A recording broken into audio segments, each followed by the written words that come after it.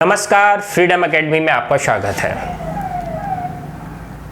अभी हम एक बड़े संकट से जूझ रहे हैं, कोविड-19। इस महामारी से पूरा देश ही नहीं, पूरा विश्व लड़ाई लड़ रहा है और अभी तक इस महामारी का कोई निश्चित उपचार संभव नहीं हो पाया है।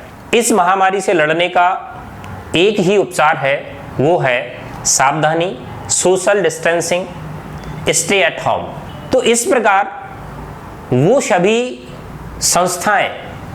सभी संस्थान जहां पर भीड़ एकत्रित होती है, उनमें से प्रतियोगी परीक्षाओं की तैयारी करने वाले सभी कोचिंग संस्थान भी सम्मिलित हैं, सभी विद्यालय सम्मिलित हैं, सभी कॉलेज सम्मिलित हैं। इन संस्थानों को जल्दी खोला जाना संभव प्रतीत नहीं होता। यह समय सभी छात्रों के लिए जो प्रतियोगी परीक्षाओं की तैयारी कर रहे हैं, बड़ा चुनौतीपूर्ण है।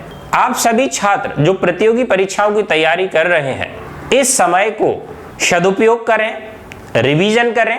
जो आपने पहले से पढ़ा हुआ है उसको और गहराई से पढ़ने का प्रयास करें। फ्रीडम एकेडमी ये संस्थान आप सभी का इस चुनौतीपूर्ण समय में सहयोग करने के लिए या आपकी नियमितता बनाए रखने के लिए YouTube पर नियमित कक्षा आयोजित करा रहा है, जिसमें गणित शिक्षण और SSC, बैंक, रेलवे या CDS, कैट, NDA इन सभी प्रतियोगी परीक्षाओं की तैयारी करने वाले छात्रों के लिए हम अरिथमेटिक और एडवांस की लगातार कक्षाएं प्रारंभ कर रहे हैं। जो लोग SSC मेंस की तैयारी कर रहे हैं, उनके लिए भी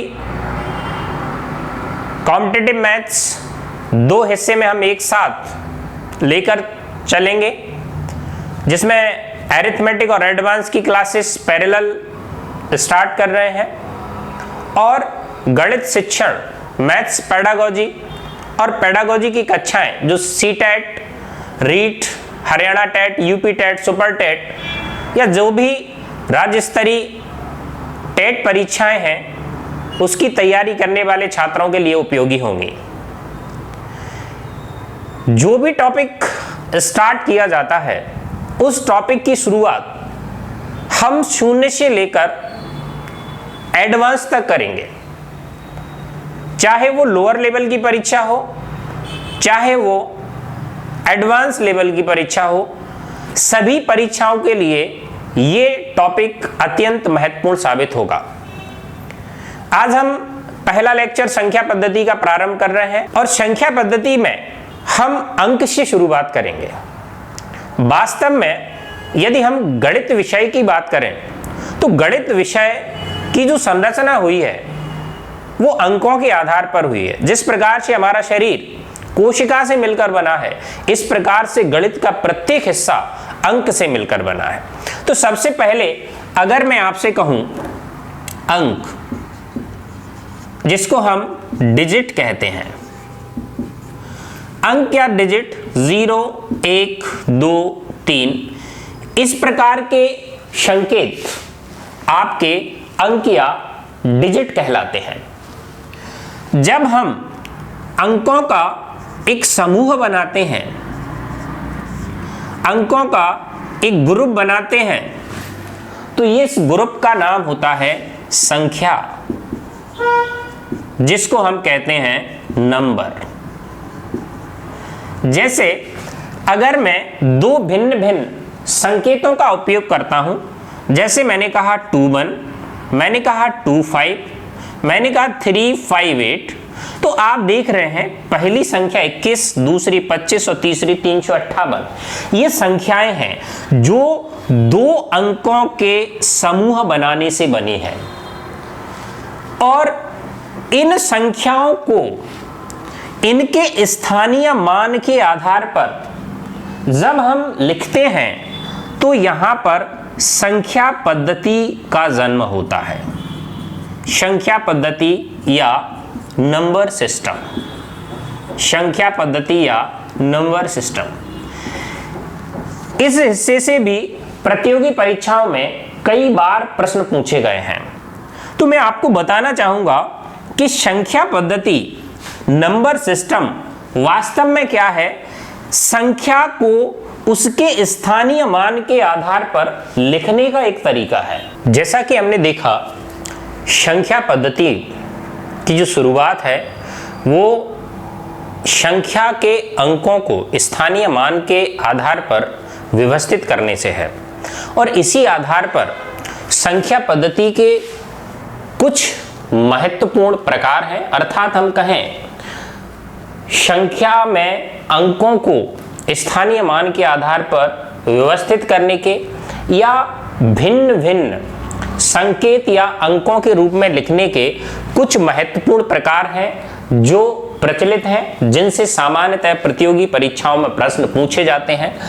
अगर मैं आपसे कहूं संख्या पद्धति का सबसे महत्वपूर्ण और जो प्रचलित प्रकार है वो है आपका दशमलव संख्या पद्धति, जिसको हम दाशमिक संख्या प्रणाली या डेसिमल नंबर सिस्टम भी कहते हैं। जो भी संख्या पद्धति का नाम रखा गया है वो उसमें सम्मिलित अंकों की संख्या के आधार पर है।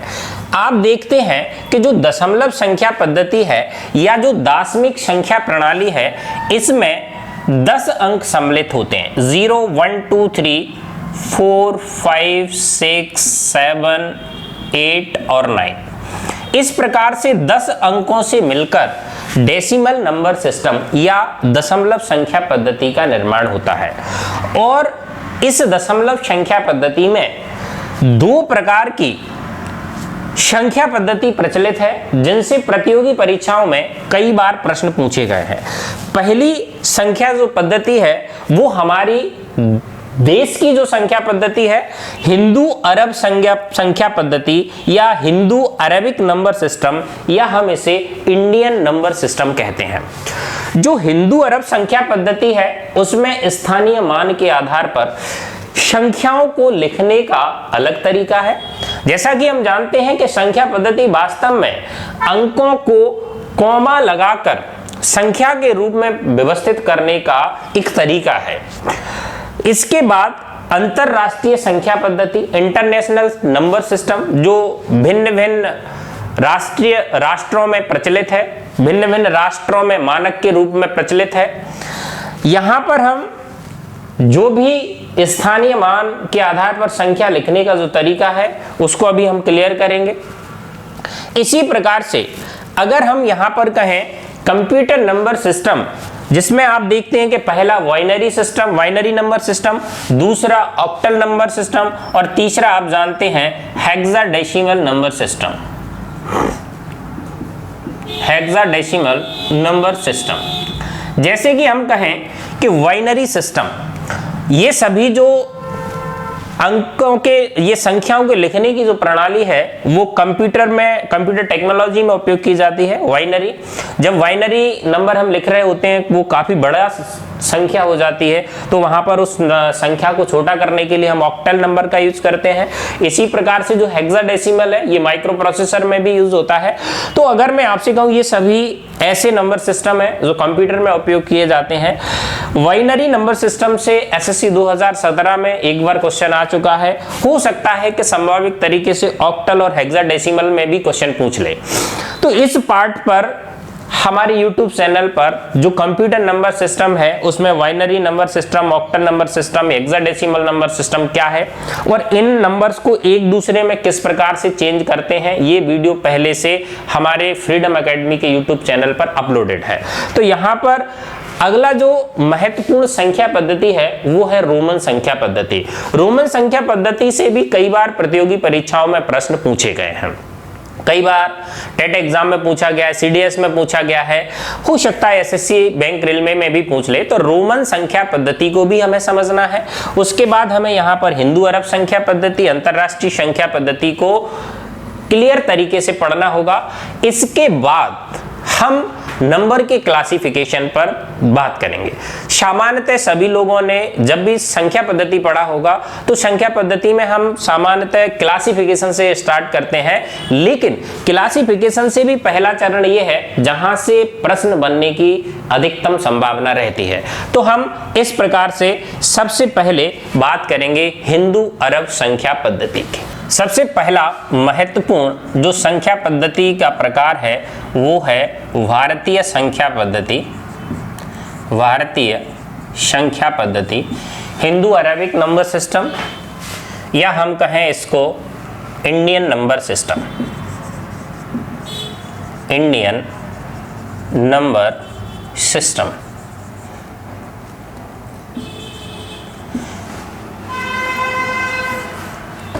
यहां पर भारतीय संख्या पद्धति में संख्याओं को लिखने का एक निश्चित क्रम है। इस क्रम को हम समझने का प्रयास करते हैं। आप लोगों ने देखा होगा जब हम बड़ी बड़ी संख्याएं लिखते हैं तो उन बड़ी बड़ी संख्याओं में कॉमा लगाते हैं, और ये कॉमा पहले से ही प्री डिफाइंड है, मानक है कि कौन सा कॉमा किस स्थान पर लगाया जाना है। अगर हम भारतीय संख्या की पद्धति की बात करें तो यहाँ इकाई या हम कहें यूनिट जो पीरियड है वो 3 क्रम में याद रखना है। पहला इकाई का अंक, दूसरा दहाई का अंक, और तीसरा जो है वो आपका सैकड़ा का अंक। इसी प्रकार से जब हम यहां हजार की बात करेंगे तो हजार में आप लिखते हैं 1000 और 10,000। फिर आप देखते हैं कि जब हम लाख लिख रहे होते हैं तो लाख में हम लिखते हैं लाख और 10 लाख। इसी प्रकार से जब हम करोड़ लिखेंगे तो करोड़ में भी हमें यही क्रम यूज करना है, करोड़ और 10 करोड़। इस प्रकार से ये क्रम आगे की तरफ बढ़ता चला जाता है। हमें याद रखना है कि जो भारतीय संख्या पद्धति है ये पहले से ही संख्या को लिखने और पढ़ने का एक तरीका है, जिसमें पहला कॉमा 3 अंक के बाद, अन्य कॉमा प्रत्येक 2 अंकों के बाद लगाए जाते हैं। इस कॉन्सेप्ट पर प्रतियोगी परीक्षा में क्वेश्चन कैसे पूछा जाता है, जैसे आपके सामने लिखा होता 37852996, आपसे कहता कि ये जो संख्या है इसको भारतीय संख्या पद्धति के आधार पर लिखिए। तो यदि मैं आपसे कहूं क्या ये किसी पद्धति के आधार पर लिखी गई है, तो ये अभी संख्या लिखने का सही तरीका नहीं है। ना तो ये भारतीय संख्या पद्धति के आधार पर लिखी गई और ना ही ये अंतरराष्ट्रीय संख्या पद्धति के आधार पर लिखी गई। अर्थात किसी भी संख्या को लिखने से पहले हमें उसमें कॉमा का उपयोग करना होगा, और इस कॉमा का उपयोग करके संख्या को व्यवस्थित लिखना ही संख्या पद्धति है। तो यदि मैं आपसे कहूं भारतीय संख्या पद्धति के अनुसार पहला कॉमा 3 अंक के बाद यहां होगा और अगला कॉमा यहां होगा। और यहां पर यदि मैं शब्दों में लिखने की बात करूं तो भारतीय संख्या पद्धति के अनुसार शब्दों में यहां पर हम इसको पढ़ेंगे। यहां आप देख रहे हैं कि ये पूरा का पूरा इकाई का हिस्सा है, ये 1000 का हिस्सा है और ये लाख का हिस्सा है। तो आप देखेंगे कि यहां पर ये हिस्सा पूरा इकाई का है, ये हिस्सा 1000 का है और ये हिस्सा पूरा लाख का है। जब भी हम भारतीय संख्या पद्धति की बात करते हैं तो यहां पर जो क्रम चलता है वो 1000, 10,000, लाख, 10 लाख, करोड़, 10 करोड़, अरब, 10 अरब, खरब, 10 खरब, इस प्रकार से चलता है। तो जब आप इसको पढ़ेंगे तो पढ़ेंगे आप 37 लाख, क्योंकि ये लाख वाला हिस्सा है, 85,296। तो शब्दों के रूप में आप इसको लिखेंगे 37 लाख 85,296 296। इस प्रकार से आप देखते हैं भारतीय संख्या पद्धति में अंकों को किस प्रकार से व्यवस्थित किया जाता है, स्थानीय मान के अनुसार कैसे लिखते हैं और उसको शब्दों में किस प्रकार से लिखते हैं। इसी प्रकार से अगली जो महत्वपूर्ण संख्या पद्धति है जिसके आधार पर कई बार प्रतियोगी परीक्षाओं में प्रश्न पूछे गए हैं वो है आपकी अंतरराष्ट्रीय संख्या पद्धति। अंतरराष्ट्रीय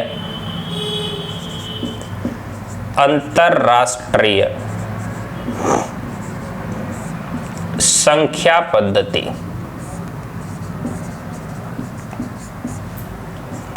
international number system. International number system. अगर हम अंतरराष्ट्रीय संख्या पद्धति की बात करें तो आप देखेंगे इंटरनेशनल नंबर सिस्टम में किस प्रकार से संख्याओं को व्यवस्थित किया जाता है। पहला स्थान जिस प्रकार से हमने भारतीय संख्या पद्धति में उपयोग किया था इकाई, इसी प्रकार से उपयोग करेंगे। इकाई, दहाई और सैकड़ा, यूनिट, टेंस और हंड्रेड्स। यहां आप हजार लिखेंगे, लेकिन यहां पर थोड़ा सा परिवर्तन आपको देखने को मिलेगा। पहला 1000, फिर 10,000, लेकिन यहां आपको लिखना है 100,000।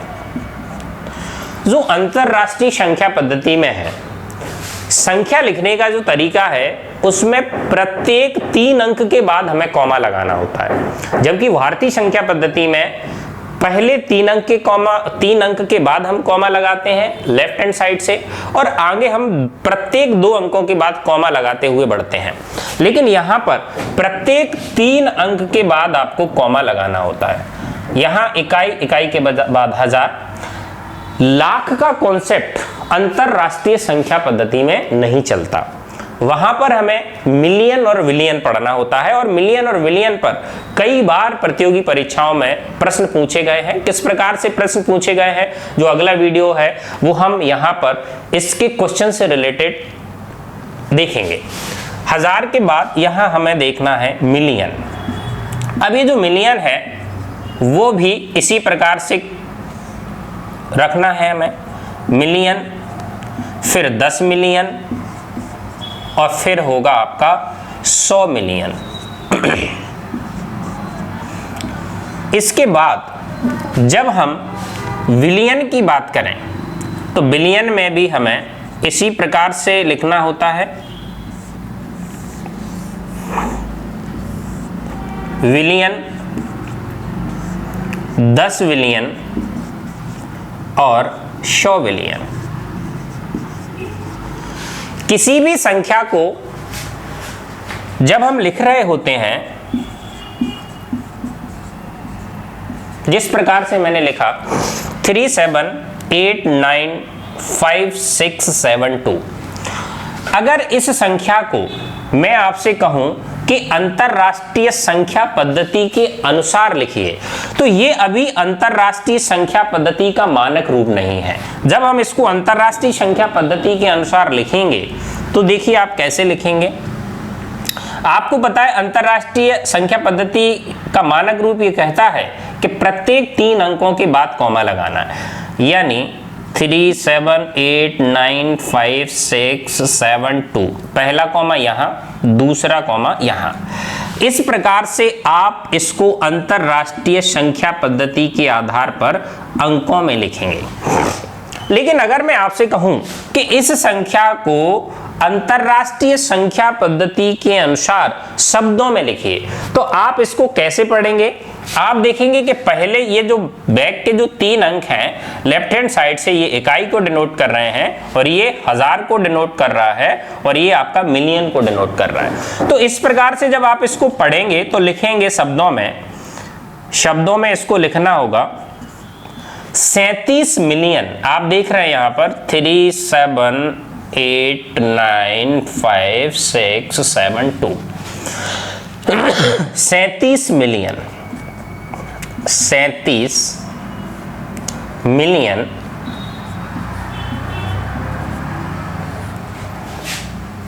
895,000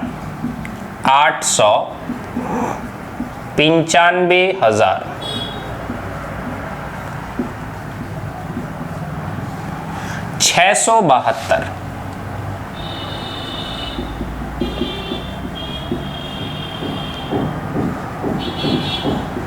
इस प्रकार से इस संख्या को हम शब्दों के रूप में लिखते हैं 37,895,000 और 672। लेकिन अगर हम इसको भारतीय संख्या पद्धति के अनुसार लिखते तो इसको हम कैसे लिखते, देखिए दोनों में क्या डिफरेंस है। हम इसे लिखते 37895672, पहला कॉमा दूसरा और ये। इस प्रकार से आप इसको कहते ये इकाई है, ये हजार है और ये लाख है और ये करोड़ है। आप इसको पढ़ते 3,78,95,672। लेकिन यदि आप इसको अंतरराष्ट्रीय संख्या पद्धति के अनुसार मैं आपसे पढ़ने के लिए कहूं तो आप इसी को इस प्रकार से कॉमा बदल देंगे और ऐसे पढ़ेंगे। अब ये इकाई का अंक, ये हजार का अंक और ये मिलियन का अंक, तो ये आप कहेंगे 37,895,672। इस प्रकार से अंतरराष्ट्रीय संख्या पद्धति और भारतीय संख्या पद्धति पर प्रश्न पूछे जाते हैं, जिसमें पूछ लिया जाता है कि अंकों भारतीय संख्या पद्धति के अनुसार अंकों के रूप में किसी संख्या को लिखिए, शब्दों के रूप में संख्या को लिखिए। अब जो अगला महत्वपूर्ण जो संख्या पद्धति है वो है आपकी रोमन संख्या पद्धति। अगला सबसे जो महत्वपूर्ण संख्या पद्धति का पार्ट है, जहां से प्रतियोगी परीक्षा में कई बार प्रश्न पूछा गया है, वो है आपका रोमन संख्या पद्धति। रोमन नंबर सिस्टम एक ऐसा नंबर सिस्टम है जिसमें अंकों के स्थान पर 7 अल्फाबेट्स का यूज किया जाता है और वो अल्फाबेट्स हैं I, V, X, L, C, D और M। प्रत्येक अल्फाबेट की कुछ वैल्यू मानी गई है। I जो अल्फाबेट है उसकी वैल्यू होती है 1, V अल्फाबेट की जो वैल्यू होती है वो 5, X अल्फाबेट की जो वैल्यू होती है वो 10 और L अल्फाबेट की जो वैल्यू होती है वो 50 और C अल्फाबेट की जो वैल्यू होती है वो 100 और D अल्फाबेट की जो वैल्यू होती है वो 500 और M अल्फाबेट की जो वैल्यू होती है वो 1000। इस प्रकार से 7 अल्फाबेट या हम कहें 7 संकेतों से मिलकर एक संख्या पद्धति बनाई गई है जिसको हम रोमन संख्या पद्धति कहते हैं। रोमन संख्या पद्धति में अंकों को लिखने का एक निश्चित पैटर्न है, पहले से कुछ नियम बनाए गए हैं, जिसमें जो पहला रूल है वो पहला रूल ये कहता है यहां पर जो 7 अल्फाबेट्स या हम कहें जो 7 नोटेशन हैं, उन 7 नोटेशन में I, X, C और M, ये 4 नोटेशन ऐसे हैं जिनका अधिकतम 3 टाइम्स रिपीटेशन हो सकता है। ये ऐसे नोटेशन हैं जिनको अधिकतम हम 3 बार रिपीट कर सकते हैं। रूल नंबर 1 आपको याद रखना है, यहां पर नोटेशन केवल 4 ही है जिनको हम रिपीट कर सकते हैं। रूल नंबर 2, दूसरा रूल आपको क्या याद रखना है, V, L, D, ये ऐसे नोटेशन हैं जिनको कभी भी रिपीट नहीं करेंगे, कभी भी रिपीट नहीं किया जाता। इस बात को आप जरूर ध्यान रखिए। क्यों रिपीट नहीं किया जाता उसका भी मैं कारण बता देता हूं। जैसे अगर हम V की बात करें, आपको पता है कि जब भी हम रोमन नंबर में नंबर्स का रिपीटेशन करते हैं तो वहां पर रिपीटेशन में आने वाले अल्फाबेट की वैल्यू ऐड हो जाती है। जैसे अगर मैं आपसे कहूं कि 1 बार V और 2 बार V, तो जब आप V और V लेंगे तो आप कहेंगे 5 + 5, इस प्रकार से 10। जब आप डबल V लिख रहे हैं तो इसकी वैल्यू 10 हो रही है और 10 का एक नोटेशन X पहले से ही रोमन संख्या पद्धति में निर्धारित किया गया है। इस कारण से भी का रिपीटेशन संभव नहीं है। जब हम L की बात करते हैं तो जब आप डबल L लिखेंगे तो आप कहेंगे कि L की वैल्यू चूंकि 50 होती है और जब हम 50 + 50 करेंगे तो 100 होगा, जबकि 100 को हमने पहले ही C मान रखा है। इस प्रकार से यहां पर इसका रिपीटेशन भी संभव नहीं होगा। और जब हम यहां बात करें D की तो आप अगर डबल D ले लेते तो डबल D का मतलब होता आप यहां पर 500 + 500 यानी 1000 होता, और इस 1000 के नोटेशन M को पहले से ही मान लिया गया है।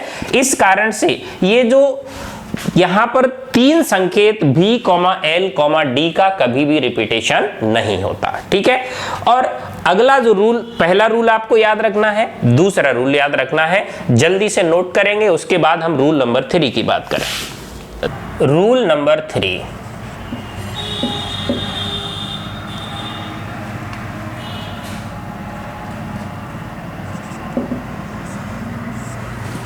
रूल 3 क्या कहता है, जब भी किसी नोटेशन का, जिसमें आपको पता है कि जो नोटेशन रिपीट होना संभव है, जिसमें VLD नहीं है, I, X, C और M, अगर हम इन नोटेशन का रिपीटेशन करते हैं तो इनकी वैल्यू ऐड होती चली जाती है। जैसे अगर मैं लिखता I तो इसका मान 1 है, जबकि डबल I का मान जो है वो 1 + 1 यानी 2 है।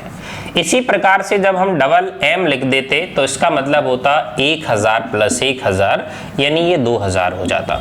इस प्रकार से रूल नंबर 3 ये कहता है कि अगर हम I, X, C, M का जब रिपीटेशन करेंगे तो जितनी बार जो रिपीटेशन होगा उतनी वैल्यू यहाँ पर ऐड होती चली जाएगी। ठीक है।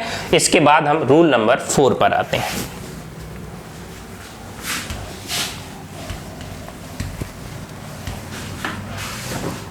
रूल नंबर 4, रूल 4 क्या कहता है, आप सभी जानते हैं अगर हम यहां पर किसी भी अल्फाबेट के दाईं ओर दूसरा अल्फाबेट रखें, अर्थात एक संकेत के दाईं ओर जब हम दूसरा संकेत रखते हैं तो उसकी वैल्यू ऐड होती है। जैसे अगर मैं लिखता VI, इसका मतलब यह है कि V एक अल्फाबेट है जिसके दाईं ओर आपने I रखा है, तो V का मतलब 5 और I का मतलब 1। जब किसी बड़े अल्फाबेट के दाईं ओर आप छोटा अल्फाबेट रखते हैं, ध्यान रखिए किसी बड़े अल्फाबेट के दाईं ओर जब भी हम यहां पर दूसरे अल्फाबेट को रखने की बात करेंगे तो बड़े अल्फाबेट के या तो दाईं ओर स्थापित करेंगे या फिर बाईं ओर स्थापित करेंगे। तो जब हम दाईं ओर स्थापित करेंगे तो आप देखते हैं कि वहां पर मान ऐड हो जाता है। जिस प्रकार से VI लिखा है इसका मतलब है 5 + 1 अर्थात 6, तो ये रोमन नंबर में 6 है। अगर मैं कहता कि बड़ा अल्फाबेट V है और इसके दाईं ओर आप I लिख दो तो इसका मतलब क्या है, इसका मतलब होगा यहां पर 5 में से बड़ा है, और जब आपने बाईं ओर लिखा तो जो बाईं ओर अल्फाबेट लिखा है उसकी वैल्यू यहां पर माइनस होगी, तो 5 में से 1 गया तो इसकी वैल्यू कितनी बची, 4 बची। अगर मैं आपसे कहूं आपको 15 लिखना है, 15 लिखना है, तो 15 आप रोमन में कैसे लिखेंगे, आप सभी जानते हैं।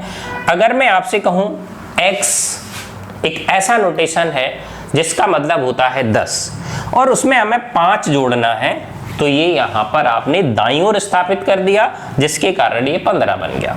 अगर मैं आपसे कहता कि आपको 22 लिखना है, 22 लिखना है, तो आप देखते यहां पर कि पहले तो हमें 20 + 2 लिखना है। 20 कैसे मिलेगा, हम यहां पर X और X लिख लें तो ये तो 20 हुआ, लेकिन 2 और चाहिए तो हम यहां पर डबल I लिखेंगे।